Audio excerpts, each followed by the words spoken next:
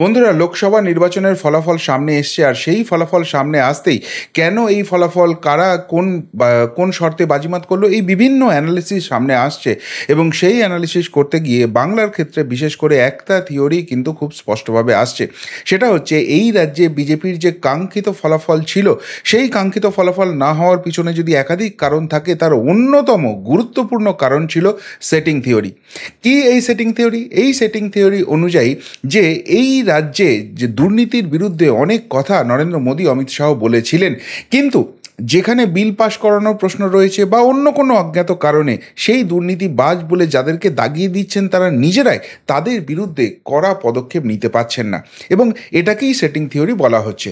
এই সেটিং থিওরির একটা বড় অংশ, একটা বড় প্রমাণ হিসেবে যে জায়গাটা তুলে ধরা হয়েছিল, যে বিজেপি এবং তৃণমূলের মধ্যে যে সেটিং রয়েছে, সেই সেটিং অনুযায়ী লোকসভা নির্বাচনে এই রাজ্য থেকে বিজেপিকে বেশি আসন পাইয়ে দেওয়া হবে এবং তার ফলে বিধানসভা নির্বাচনে একটা ছায়া যুদ্ধ চলবে এবং সেই ছায়া যুদ্ধের পরে আলটিমেটলি বিধানসভাটা তৃণমূল কংগ্রেসের হাতে রেখে দেওয়া হবে।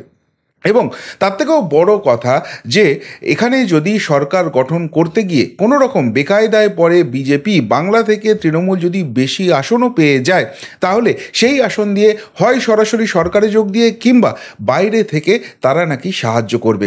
এবং এইটাকেই অকাট্য প্রমাণ হিসেবে তুলে ধরেছিলেন তারা, যারা আসলে তৃণমূল কংগ্রেসের বি টিম এবং সি টিম। হ্যাঁ, ঠিক ধরেছেন, সিপিএম এবং কংগ্রেসের কথা বলছি। গোটা ভারতবর্ষ ঘুরে ঘুরে পাটনা, বেঙ্গালুরু, মুম্বাই, দিল্লি, সব জায়গায় এরা মমতা বন্দ্যোপাধ্যায়ের পাশে বসে চা খেয়েছেন, ফিশ ফ্রাই খেয়েছেন, বিরিয়ানি খেয়েছেন এক প্লেটে, আর তারপর এই বাংলায় এসে গল্প ছড়িয়েছেন সেটিংটা রয়েছে তৃণমূল এবং বিজেপির মধ্যে। আর তৃণমূলও সেই ফায়দাটা নেওয়ার জন্য আবার উল্টো সেটিংয়ের গল্প শুনিয়েছে, যে সারা ভারতবর্ষে এরা আমাদের সঙ্গে থাকলেও পশ্চিমবঙ্গে আবার এই সিপিএম আর এই কংগ্রেস বিজেপির হাত শক্ত করছে। কিন্তু বাস্তবে দেখা গেল এই সমস্ত পরিস্থিতি সামনে আসছে এবং সেই পরিস্থিতি অ্যানালিসিস করলে দেখা যাচ্ছে সেটিংটি তো কোথাও নেই। এই সেটিং থিওরি গঙ্গার জলে ভেসে গেছে। আর এই সেটিং থিওরি গঙ্গার জলে ভেসে যাওয়ার ফলে এবারের লোকসভা নির্বাচনে কাঙ্ক্ষিত রেজাল্ট বিজেপি করতে পারেনি। কিন্তু এই সেটিং থিওরিতে বিভ্রান্ত হয়ে যারা বিজেপির এগেনস্টে ভোট দিয়েছেন, অথচ তৃণমূলের এগেনস্টেও ভোট দিয়েছেন, অর্থাৎ বাম বা কংগ্রেস যে ভোটটা পেয়েছে সংখ্যালঘু অধ্যুষিত এলাকা ছাড়া, বিধানসভা নির্বাচনে এই সেটিং থিওরিটা আর তৃণমূলের বি টিম আর সি টিম খাওয়াতে পারবে তো? আর যদি খাওয়াতে না পারে, এই ভোটটা যদি সত্যি বিজেপির বাক্সে ট্রান্সফার হয়, তখন এই রাজ্যে রাজ্যপাট আর টিকিয়ে রাখতে পারবেন তো মমতা বন্দ্যোপাধ্যায়? আজকের পর থেকে সেই প্রশ্নটা কিন্তু অত্যন্ত গুরুত্বপূর্ণ হয়ে উঠে এলো। নমস্কার, প্রিয়বন্ধু মিডিয়ায় আপনাদের স্বাগত এবং আপনারা দেখছেন প্রিয়বন্ধু বাংলা, সত্যের সন্ধানে সর্বদা আমি শুদ্ধশীল। বন্ধুরা, এবারের লোকসভা নির্বাচনে দেখুন, যে সেটিং থিওরির আলটিমেট ফলটা সিপিএম এবং কংগ্রেস একদম তাত্ত্বিক নেতার মতো করে বোঝাচ্ছিল, সেই দুটো সিনারিওই কিন্তু সামনে চলে এসেছিল। এক, বিজেপি এখানে ভালো ফল করতে পারে এরকম একটা আশা করা হচ্ছিল, কিন্তু বিজেপির সেই সাংগঠনিক জায়গাটা নেই, বরং সেই সাংগঠনিক জায়গায় তৃণমূল অনেক অ্যাডভান্টেজ জায়গায় রয়েছে, আর তাই সমানে সমানে তাদের টক্কর হওয়ার একটা সম্ভাবনা ছিল। সেটা যদি হতো তাও মেনে নেওয়া যেত, কিন্তু এটাকেই সেটিং থিওরি দিয়ে ডুবিয়ে দেওয়া হয়েছিল। সিপিএম এবং কংগ্রেসের তরফে যেটা দাবি করা হচ্ছিল, একদম স্পষ্টভাবে ক্যামেরার সামনে তাদের বড় বড় বিদ্বজন নেতারা এসে যে কথাটা মানুষকে বোঝাচ্ছিলেন, যে না না না না না, ওইসব কিচ্ছু হবে না, এই লোকসভা নির্বাচন 2019-এর থেকেও বিজেপিকে ভালো ফল করিয়ে দেওয়া হবে, 30টার কাছাকাছি আসন তাদেরকে পাইয়ে দেওয়া হবে, এবং তার বদলে এই যে এসে বিজেপি নেতারা পিসি এবং ভাইপোর বিরুদ্ধে এত গালিগালাজ করেন, দুর্নীতিবাজ তারাই, এইরকম একটা ইঙ্গিত দিয়ে যান, এবং তারপরও তাদেরকে কোনো রকম কোনো কড়া পদক্ষেপের সামনে পড়তে হয় না। ইডি ডেকে তাদেরকে ঘন্টার পর ঘন্টা বসিয়ে রাখে, জেরা করার নাম করে চা খাওয়ায়, আর তারপর দিনের শেষে ছেড়ে দেয়। সুপ্রিম কোর্টে গেলে রক্ষা কবচ পেয়ে যায়, বাইরে বিদেশে চিকিৎসার নামে যখন তখন যেতে পারে। এইগুলোই সমস্ত সেটিংয়ের ব্যাপার। দেখুন না, লোকসভা নির্বাচনে ঠিক সেই জায়গাটাই সামনে আসবে। কিন্তু বাস্তবে কি হলো? কোথায় 30টা আসন পেল বিজেপি? বিজেপি তো 12টা আসন পেল। তাহলে বিজেপি নিশ্চয়ই এমন নাককাটা বা গাধার দল নয়, যারা সেটিং থিওরিকে ভুল প্রুভ করার জন্য নিজেদের আসন, জেতা আসনগুলো ছেড়ে দেবে তৃণমূলকে এবং 12টা আসনে নেমে আসবে। লড়াই করেছে, আপ্রাণ লড়াই করেছে, লড়াই করার পর তারা 12টা আসনে পৌঁছেছে। আসলে সিপিএম কংগ্রেসের দেওয়ার নেওয়ার কিছুই নেই, এই রাজনীতি থেকে ভেসে থাকতে হবে, সুতরাং একটা থিওরি জানাতে হবে। আবার এই সেটিং থিওরির দ্বিতীয় একটা পার্ট ছিল, সেটাও আবার তাত্ত্বিক নেতারা বলে দিচ্ছিলেন। যারা মাটির সংসব ছেড়ে দিয়েছেন, শুধুমাত্র তৃণমূলের দয়াদাক্ষিণ্যে বেঁচে আছেন, তারা কি বলেছিলেন? বলেছিলেন যে যদি বাই চান্স এইটা করতে গিয়ে, মানুষ তো আর গাধা নয়, তৃণমূল কংগ্রেস বেশি আসন পেয়ে যায়, তাহলে দেখবেন হয় বাইরে থেকে সমর্থন করবে, নাহলে সরাসরি সরকারে ঢুকে সমর্থন করবে, এবং তার বদলে এই রাজ্যে এসে যারা দুর্নীতিবাজ বলে অমিত শাহ নরেন্দ্র মোদীরা দেখে দেন, তাদের বিরুদ্ধে কোনো স্টেপ হবে না। কোনো স্টেপ হবে কি হবে না সেটা তো ভবিষ্যতের গর্বে। কিন্তু সত্যিই তো সেই আইডিয়াল সিনারিওটা এবার তো তৈরি ছিল। টিডিপি আর জেডিইউ, চন্দ্রবাবু নাইডু আর নীতিশ কুমার দুজনে মিলে 16টা আর 12টা 28টা আসন পেয়েছে। সেই 28টা আসন শেষ অবধি এনডিএতে থাকবে কি থাকবে না সন্দেহ আছে। অন্যদিকে 240 আসন পেয়েছে বিজেপি। এই 28টি আসন তাদের সঙ্গে না থাকলে সত্যিই সরকার গড়া তাদের জন্য খুব খুব চাপের জায়গা ছিল। এখন এই জায়গা থেকে সব থেকে ভালো অপশান তো ছিল, সত্যিই তো সেটিং থিওরি যদি থাকতো, তাহলে মমতা বন্দ্যোপাধ্যায়, অভিষেক বন্দ্যোপাধ্যায়ের দল তৃণমূল কংগ্রেসের সঙ্গে সরাসরি ডিল করে নিত বিজেপি, এনডিএ, এবং এই 28টা যদি যাক 29টা আসন তাদের দিকে চলে আসতো। আর 240 আর 29 একদম সরকার গঠনের কাছাকাছি জায়গায় তারা পৌঁছে যেত। বাকি যে 3টি আসন শর্ট ছিল, এদিক ওদিক থেকে জোগাড় হয়ে যেত, কারোর দিকে তাকাতে হতো না। এই তো আইডিয়াল সিনারিও ছিল। কেন সেই জায়গাটা হলো না? উল্টে রেজাল্ট বেরোনোর পর আমরা কোন জায়গাটা দেখলাম সব থেকে বেশি? আমরা দেখলাম যে যাতে নরেন্দ্র মোদী সরকার গড়তে না পারেন, সেই জন্য সব থেকে বেশি চেষ্টা যদি কেউ করে থাকে সেটা তৃণমূল কংগ্রেস। যেদিনকে রেজাল্ট বেরোলো সেদিনকে বিকেলবেলাতেই খোদ তৃণমূল নেত্রী মমতা বন্দ্যোপাধ্যায় প্রেস কনফারেন্স করলেন, পাশে বসে রইলেন অভিষেক বন্দ্যোপাধ্যায়, এবং তিনি হুঙ্কার ছাড়লেন যে দেখুন না শেষ অবধি বিজেপি সরকারটা গড়তে পারে কিনা। নৈতিক দায়িত্ব নিয়ে প্রধানমন্ত্রীর পদত্যাগ করা উচিত।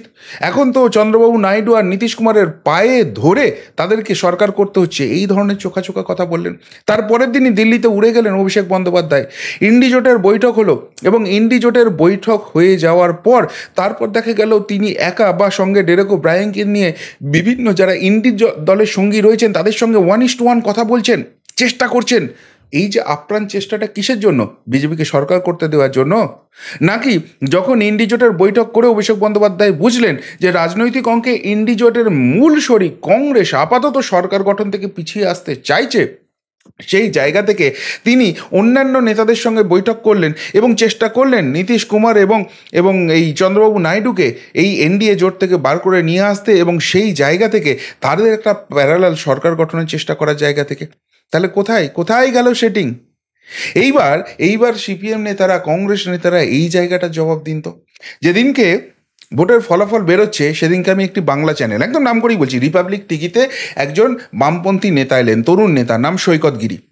তাকে যখন প্রশ্ন করছেন অ্যাঙ্কার, তিনি কি উত্তর দিলেন? তিনি হাসতে হাসতে জবাব দিলেন, সিপিএম সকাল থেকে, বামপন্থীরা সকাল থেকে শূন্য, ওই বোধহয় মিনিট 5-7 বা ম্যাক্সিমাম 30 মিনিটের জন্য একটি আসন তাদের হয়েছিল। যখন পোস্টাল ব্যালটের গণনা শেষ হলো, মুর্শিদাবাদ আসন থেকে মোহাম্মদ সেলিম এগিয়ে গেলেন। তারপর সেই যে শূন্য হয়েছে, সারাদিনে সেই শূন্যের কোনো চেঞ্জ নেই।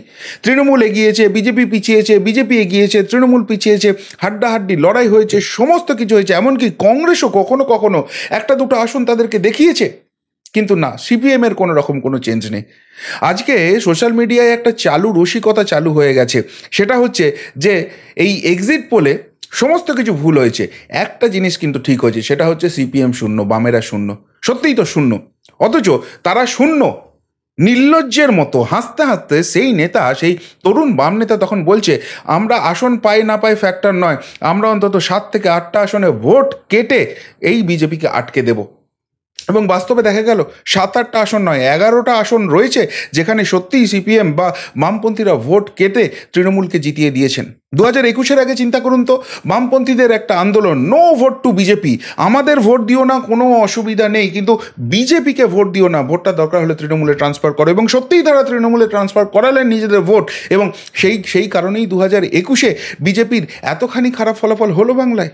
77 অনেকেই ভালো ফলাফল বলেন, কিন্তু যে টার্গেট ছিল সরকার গড়ার, সেখান থেকে তো অনেক পিছনে। তাহলে 2021-এ নো ভোট টু বিজেপি। এখানে এসে হাসতে হাসতে বাম নেতারা বলছেন আমরা বিজেপিকে জিততে দেবো না, বিজেপির ভোট কেটে দেবো। তাহলে সেটিং বিজেপি আর তৃণমূলে আছে, নাকি সেটিং বিজেপি আর সিপিএম আর কংগ্রেসে আছে? যেটা দিদিমণি বলেন বা যেটা বাম নেতারা, কংগ্রেস নেতারা বলেন, আসল সেটিং কার সঙ্গে কার আছে এই নির্বাচনের পর তো আবারও প্রমাণ হয়ে গেল। আজকে যদি সত্যিই এই বামেদের ভোটটা না কাটতো, বিজেপির ভোটটা যদি না কাটতো বামেরা, তাহলে আরও অন্তত 10 থেকে 11টা আসন আরামসে হাসতে হাসতে বিজেপি ঝুলিতে বাংলায় আসতো। এবং এই বিজেপি তখন যদি 12টা আসন আসতো, 12 আর 12 24-এ পৌঁছে যেত, কি 23-এ পৌঁছে যেত, আর তৃণমূল সেখানে নেমে আসতো 17-18-তে, তাহলে বাংলায় আজকে যে ছবিটা আছে সেই ছবিটা থাকতো। বুঝতে পারছেন সেটিংটা কার সঙ্গে কার আছে? এইবার মূল জায়গাটায় আসছি। এই যে সেটিং থিওরিটা নেই, সেটিং থিওরিটাকে বিশ্বাস করে বহু মানুষ যারা তৃণমূল বিরোধী, তারা বামেদের বিশ্বাস করে ভোটটা দিয়েছিলেন, যে সত্যি বামেরা একটা লড়াই লড়ার চেষ্টা করছে, যেখানে কোনো রকম সেটিং তারা করছে না, তারা এই সেটিংকে বরং এক্সপোজ করছে, না তৃণমূলকে ভোট দেবো না বিজেপিকে ভোট দেবো, আমরা বামেদেরকে ভোট দেবো। কিন্তু 2021 এবং তারপর 2024-এর পর এইটা প্রমাণ হয়ে গেল, সেটিং যদি কারোর মধ্যে থেকে থাকে সেটা তৃণমূল, সিপিএম এবং কংগ্রেসের মধ্যে। অন্তত রেজাল্ট তাই বলছে, ডেটা অ্যানালিসিস সেই কথা বলছে, এবং সাধারণ মানুষও কেউ বোকা নন। বিশেষ করে যারা বামপন্থী, তারা তো শিক্ষিত মানুষ, তারা আরও ভালো করে বুঝবেন। তারা এবার বুঝে গেলেন যে এই রাজ্য থেকে তৃণমূলকে হটাতে গেলে আপাতত বিজেপি ছাড়া কোনো অপশান নেই। সুতরাং যে ভুলটা তারা 2024-এ করলেন, বামেদের দিকে ভোটটা দিয়ে আলটিমেটলি তৃণমূলকে জেতাতে সুবিধা করলেন, এবার তারা দুটো ডিসিশন নেবেন, যে কোনো দুটোর মধ্যে একটা ডিসিশন হবে, যে বামেদের ভোট দেওয়া মানে আলটিমেটলি তৃণমূলকে জেতানো। সুতরাং আমি যদি তৃণমূলকে রাখতে চাই, আমি তৃণমূলের হাতটাই শক্ত করবো, তাদেরকেই আমাদের ভোটটা দেবো। আর না হলে আমরা তৃণমূলে বীতশ্রদ্ধ, তৃণমূলকে ভোটটা আমরা দেবো না। তাহলে বামেদের ভোট দিয়ে লাভ নেই, ওরা ভোট কাটুয়া। আসল ভোটটা আমাদের দিতে হবে বিজেপিকে, যদি তৃণমূলকে আটকানো হয়। এই রাজ্য থেকে তৃণমূল গেলে তারপর আমি আবার ভেবে দেখবো আমি বামেদেরই ভোট দেবো নাকি বিজেপি ভালো কাজ করছে বিজেপিকে দেবো। কিন্তু আপাতত তৃণমূলকে সরাতে গেলে আমাকে বিজেপিকে ভোট দেওয়া ছাড়া উপায় নেই। আর এই ছবিটা স্পষ্ট হয়ে যেতেই 2026-এর যে বিধানসভা নির্বাচন হবে, সেখানে ওই no vote to BJP campaign আর কাজ করবে না, এই সেটিং থিওরি আর কাজ করবে না। আর তার উপরে গোদের উপর বিস্ফোরার মতো যাদের বিরুদ্ধে সত্যিই দুর্নীতির অভিযোগ নরেন্দ্র মোদী, অমিত শাহরা নিয়ে এসেছেন। প্রধানমন্ত্রী তো বলেছিলেন যে তিনি এই 10 বছরের ট্রেলার দেখিয়েছেন। এবার আগামী যে টার্মটা আসছে, অর্থাৎ থার্ড টার্ম যেটা শুরু হচ্ছে, সেখানে আসল মুভি হবে এবং কোনো দুর্নীতিবাজকে তিনি ছাড়বেন না। তার জন্য দরকার হলে সিবিআইয়ে 1 লক্ষ লোক যদি যোগ দিতে হয়, সেইটার ব্যবস্থা তিনি করবেন, সেই ফান্ডের অ্যারেঞ্জমেন্ট তিনি করবেন। সুতরাং সেই জায়গা থেকে সত্যি যদি দুর্নীতিবাজরা বা জেলে যেতে শুরু করে, তাহলে এই বামেদের কংগ্রেসের যে তৃণমূলের বি টিম সি টিম হয়ে কাজ করার উগ্র বাসনা, নো ভোট টু বিজেপি এবং ভোটটা ট্রান্সফার করো তৃণমূলের দিকে, বিজেপির ভোটটা কেটে নাও, এই যে জায়গাটা, এত সহজ তো আর হবে না।